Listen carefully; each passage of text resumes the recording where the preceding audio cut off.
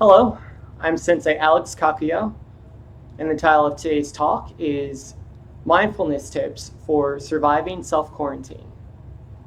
But before we get into that, I'd like to remind you to subscribe and hit the notification bell. That way you'll be notified when I post talks in the future.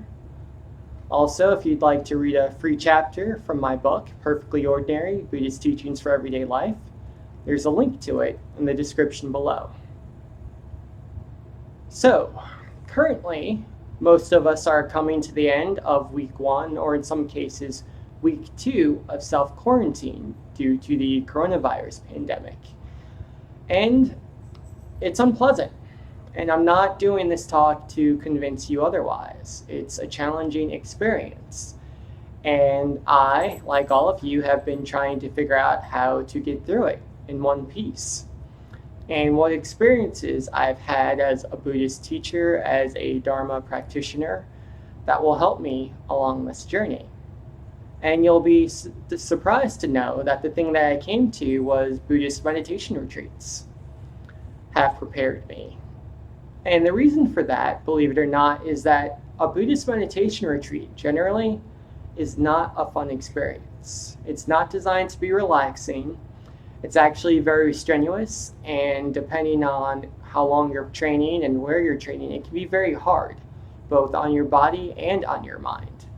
That's why teachers usually suggest you practice meditation on your own or at a center for 6 months to a year before you do your first retreat. And they're not hard because people are being abusive or anything of that nature. They're difficult because a lot of the things we depend on for comfort and security are taken away. So first, we lose our personal freedom. At home, if we feel like meditating, we meditate. If we don't, we go watch a movie on our computer. We eat when we feel like eating, etc. But during a Buddhist meditation retreat, you actually have a very strict schedule. You wake up early in the morning, usually before the sun is up. You meditate, you chant when they tell you to, you eat when they tell you to.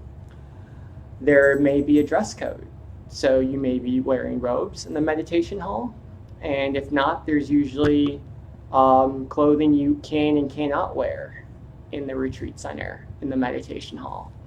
So we can't choose our schedule, we also can't choose our clothing. And finally, we can't even choose what food we eat. You eat what they give you. Generally, it's either a vegan or a vegetarian meal. You won't starve to death, but it's not a huge helping because they have a lot of people to feed. So it's enough to keep you going, but your stomach's going to grumble a little bit at night. And that can be challenging. And then on top of that, you lose a lot of creature comforts as well. So as part of the meditation retreat, it's silent. So you can't have fun conversations with your neighbor. You're not allowed to use your cell phone or your laptop, so social media and movies are both gone. And the meditation hall usually isn't climate controlled. So if it's the summer, it might be very hot. If it's winter, it might be very cold. And you may not even be sleeping in a bed.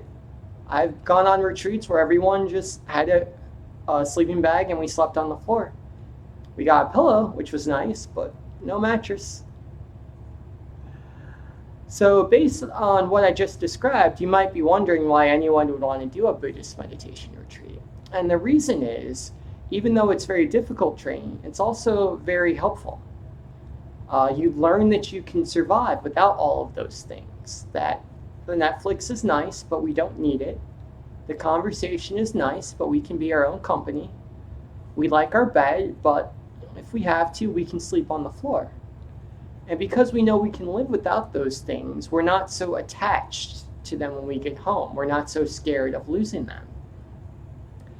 Now, self-quarantine isn't a Buddhist meditation retreat in the traditional sense, but there are a lot of similarities. Again, we've lost a lot of our personal freedom. We can't leave the house in some cases, or if we do leave the house, we have to maintain that 6-foot distance. We can't choose our clothes. We have to wear a mask if we choose to do that when we go out. And a lot of our creature comforts have been taken away. I, for example, have a favorite restaurant I love to go to. Every Monday, every Wednesday, I'm there like clockwork. And I get my vegan Reuben sandwich, and the seitan is great, and the avocado is fresh, and I love it. And it's a bright point of my week. And I've lost my sandwich shop now. Just like I'm sure you guys have lost things. Maybe family gatherings you can't go to, or maybe you practice yoga. Now you can't go to the yoga studio anymore. So, just like a Buddhist meditation retreat, we've lost our personal freedom and we've lost our creature comforts. So, what do we do? Well, there are three things that I do on retreat that help me get through the training, whether it be 3 days, 7 days, 30 days, what have you. And I think these things will help you as well. First, we make our world small. Okay? So if you're on a 30-day meditation retreat and you're trying to think, how am I going to survive for 30 days on this schedule, it becomes very overwhelming. It's very difficult to do a meditation retreat for 30 days. But we can all be uncomfortable for one day. So that's what we do. We make our world small. We don't need to survive the whole time. We just need to survive from sunrise to sunset. That's it. And if it's a really difficult retreat, maybe we make it even smaller. We only need to survive from breakfast to lunch. Then we survive from lunch to dinner. Then we survive from dinner to bedtime. And I invite you to do that as we experience the difficulties of this self-quarantine. Don't allow yourself to get wrapped up in how long we've been doing this, how long before this ends. Just make it to the end of the day. Just make it to the next meal. Make it to the next breath. Just one.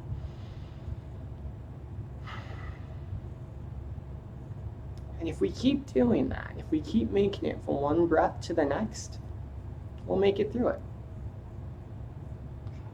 The second tip that's very helpful is to practice gratitude.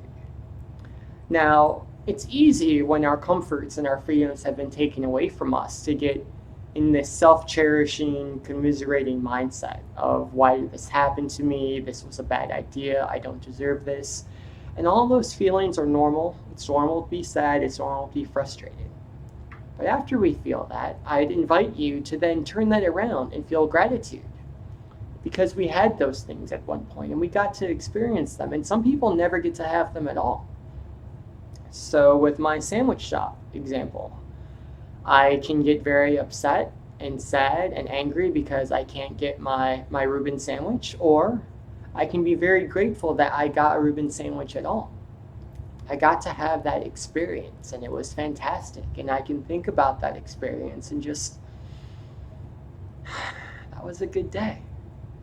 And we can do that with anything, with our time with family, with our, whatever it is, our walks in the park, our yoga training that we do at the studio. Instead of thinking about that and being sad that it's gone, we can practice gratitude that it was here at all. And as we practice that gratitude, what happens is, instead of being sad because we don't have it, we actually experience joy because we did have it at one point. One of the most joyful experiences I've ever had in my life was me sitting in an unheated meditation hall in December. And it's freezing cold, but I had a huge smile on my face as I was sitting in meditation, because I was thinking about how warm and toasty I'd been the week before, wrapped up in my blankets at home, and what a great experience that was. How happy I was that I got to have that. So I invite you to practice gratitude during this time of self-quarantine. I think it'll be helpful. And the final tip that I have is to simply practice surrender for the situation that we're in. The first 3 days of a meditation retreat can be very difficult because we're fighting, we're resisting. We don't want to wake up early. We don't want to meditate. Our legs hurt. We don't want to eat this food. But around the 4th day, whether we want to or not, we just kind of, I'm here, I might as well just go along with it. And as we do that, as we surrender to the form and just accept things as they are instead of thinking how we wish that they would be better, it all becomes easier. We get up when we're supposed to get up, we chant when we're supposed to chant, we meditate when we're supposed to meditate. And instead of being frustrated because the teacher's telling us what to do, we're just accepting of, yeah, this is what we're doing right now. And it's okay. Because later we'll be doing something else, and that's what we're doing right now. And this coronavirus pandemic, this self-quarantine that we're in, has put us in a situation where there's a lot of forms we're not used to. Doing Zoom calls with loved ones instead of seeing them in person. I keep going back to the yoga example, but practicing yoga online instead of in person. Eating food that we have in our cupboards instead of going to restaurants.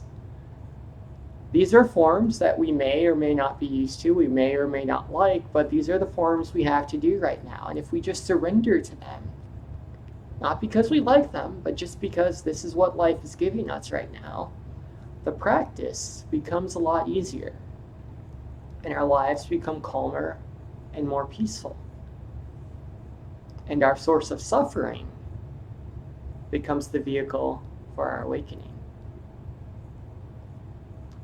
So that's the talk for today. I hope it was helpful. If you'd like to read articles I've written about Buddhist practice, you can do that at my blog, The Same Old Zen, which is at thesameoldzen.com. If you have comments or questions, you can email me at sameoldzen@gmail.com or leave a comment in the comment section below. I promise I'll respond. I love chatting with you guys.